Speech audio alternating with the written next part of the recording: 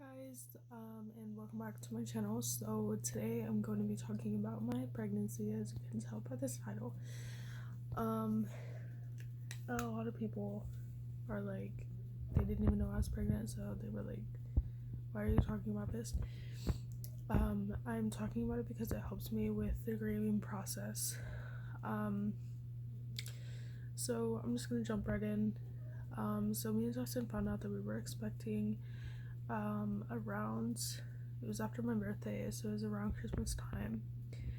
And we were super excited about, starting our family and all of that. It was exciting because, as you guys all know, we were just recently married. So it was a really big step in our marriage and, in the right direction. Since the moment I found out, I knew that something was wrong. Even before I found out, I knew something was wrong with me. I thought I was sick for a really long time. I thought I had the flu. Well, at first I thought I had a cold, and then like after NyQuil and DayQuil didn't help at all. I was like, okay, maybe I have the flu. So I thought it was like a 24-hour bug, and kind of just stayed. So I decided to go out on a limb and take a pregnancy test. I was told multiple times, well, not multiple times, but I was told that I was infertile and that I will never be able to conceive a baby, and if I was, I would never be able to hold the baby long enough to give birth. So I just kind of believed those lies my whole life. Well, not my whole life, but you know what I mean. Like for 3 years, I believed that.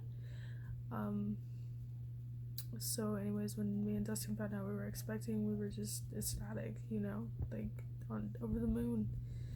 I remember one day I was having severe pain in my abdomen, like severe pain, and I thought it was nothing. Everybody kept telling me, oh, the baby's just attaching to your uterus, you're fine, everything is fine, don't worry about it. So I didn't worry about it.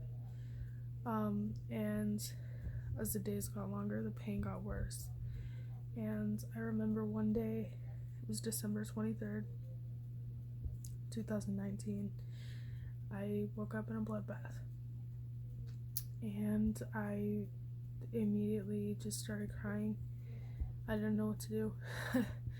I ran to the bathroom and I just felt clot after clot after clot. And my first initial thought was miscarriage. And I texted my family and I let them know what was happening. I didn't know what to do. And I texted my mother-in-law and I said, hey, this is what's going on. I'm not sure what to do. I'm in a lot of pain. And she said, you need to go to the doctor, like, now. And I just kind of brushed it off. And I was like, no, I won't go, I'm fine. Well, after about 30 minutes, I ended up waking up Justin and letting him know something was wrong and I needed to go to the hospital immediately. I was rushed to the ER. The doctor said nothing was wrong with me, I was fine. It was probably just a miscarriage, and so I was fine. And then I said that I was bleeding my entire pregnancy, and at that moment I was being called back to get my blood work. So they drew my blood and she gave me a blood transfusion tag, and I didn't know why.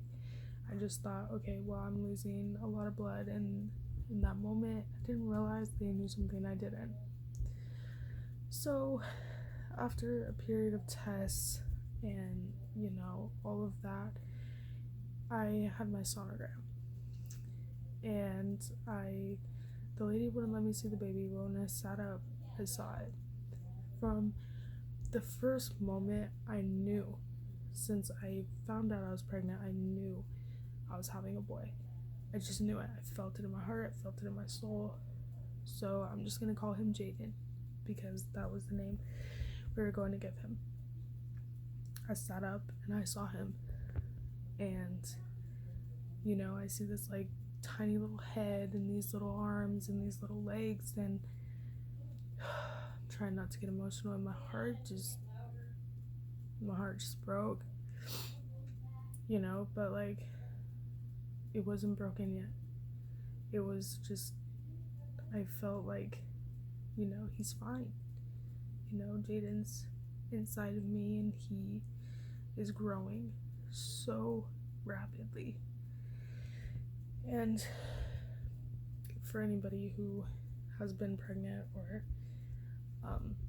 gave birth, like, that feeling when you first see your child is just, oh my gosh, it's incredible. And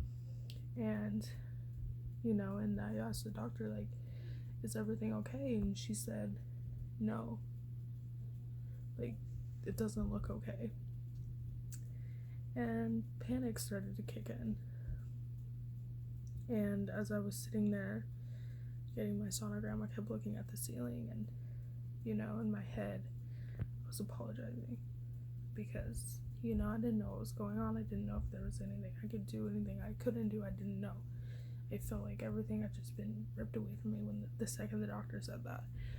So they decided to do a vaginal sonogram, which, if you guys don't know, it's a very, very, very, very, very long, like, I'd say like it's a tube, sort of, and it goes like literally inside of you, and it checks for ectopic pregnancies. The moment she got to the right side, I wanted to punch her in the face because it hurt so bad. I was just in the worst pain of my life, and I had to hold back from crying. So when she was done, she said, I have all that I need. You can put your pad back on and go out to the lobby and wait to be called, and you'll get your results. I was sitting in the lobby with Dustin, and I told him what had happened, what I'd seen, and he said, cool, you're not having a miscarriage. Seems okay, right? Not even 5 minutes later, I was being called to the back. That's when me and Dustin knew something's wrong. They definitely know something we don't. She sat me down and she said, you were having a tubal pregnancy. In my head, it didn't process fast enough. So I was like, what's that? And she said, it's an ectopic. And if you guys don't know what that means, it just means that the baby was growing inside of your tube. And if it ruptures, you have minutes. Literally minutes. You crave things like normal people. You get nausea like normal people. A normal pregnancy. You, like, everything, like, your blood tests come back normal, your urine tests come back normal.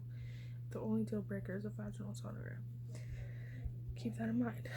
So, anyways, I said, well, what do I do now?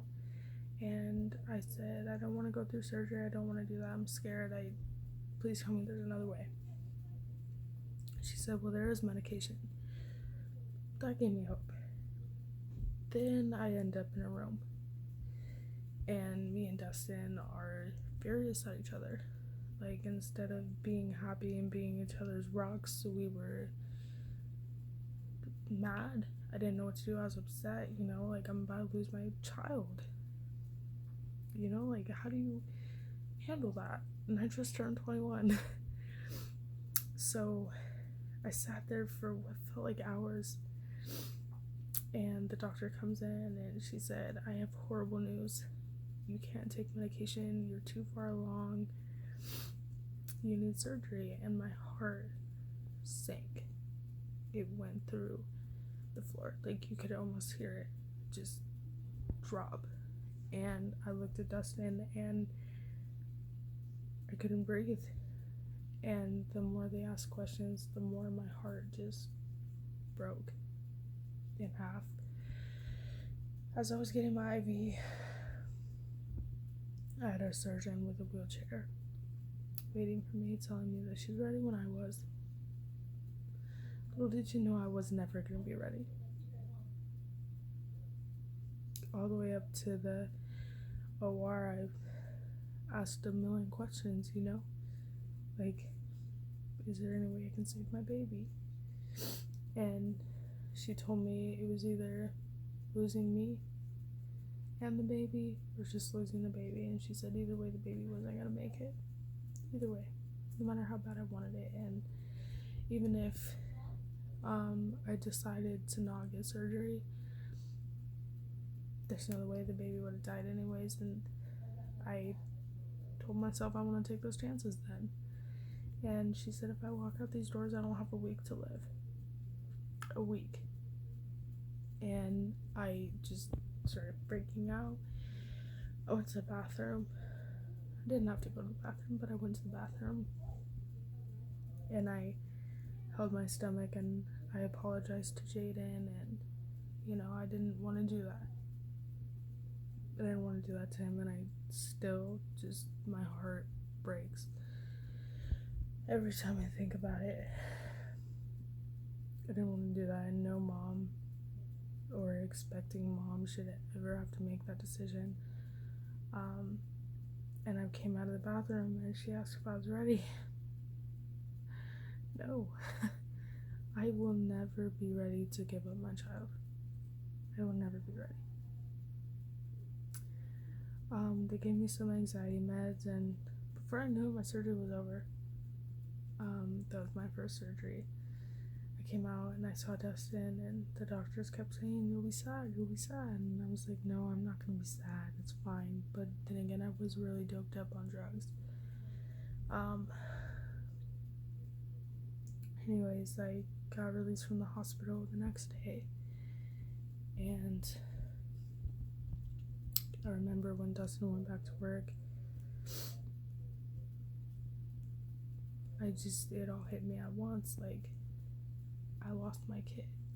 I told myself, don't lay on your stomach, because you're gonna squish the baby. Be careful what you eat. You could harm the baby. Take your prenatals.